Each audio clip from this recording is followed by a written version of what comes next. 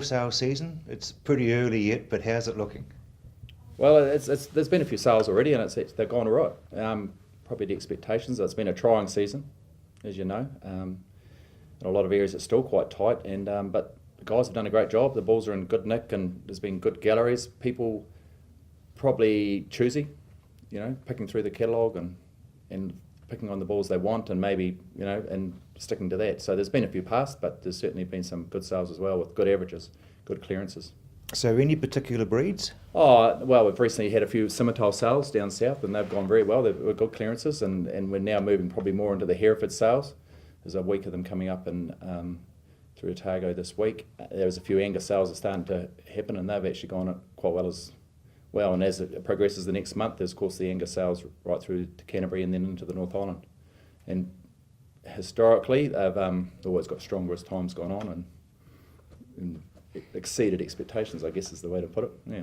So it bodes pretty well for the season. Well, it does, and it's been a strong calf market.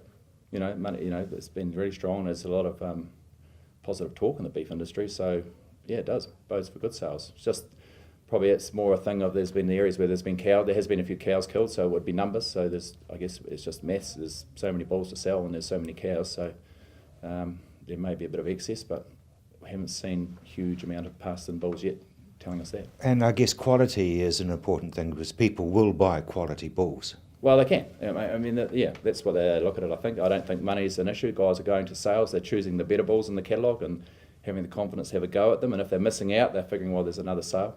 There's a wee bit of that. And the quality is there. And one thing has impressed me is the standard of the bulls. A lot of these guys have had a trying time lately. And there's some areas that are still very trying and through Canterbury. And these guys have done an excellent job of bringing these bulls forward, and congratulations to them, really. Yeah. How does the National Bull Sale fit in? Is that sort of a flag for the whole season that comes after that? Well, it's the start of the season, and it's supposed to be the flagship of the breeds. And certainly this year the Angus and Hereford breeds had great sales and it got well supported. But in saying that, there were still bulls there, quality bulls you could buy at reasonable money.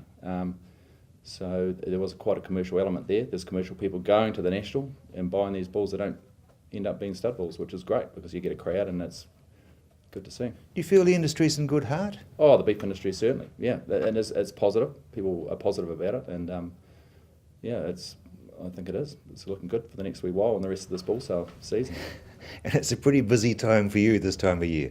Oh, it is, and there's plenty of sales, and there's more than one every day in some areas, so we don't get to them all, but it's a busy time for agents, and I think a lot of agents find it's a great time they can get their clients in a car and get away to a bull sale for a day and spend a day maybe having a cup of tea and something to eat and picking their bulls and get to know them a bit better. So it's actually good at this time of year, and a lot of them need that probably break from the farm, to be fair, in some of these areas and through Canterbury where it's still very dry. So going away to a bull sale with your agent and spending a bit of time buying a bull is probably not a bad thing.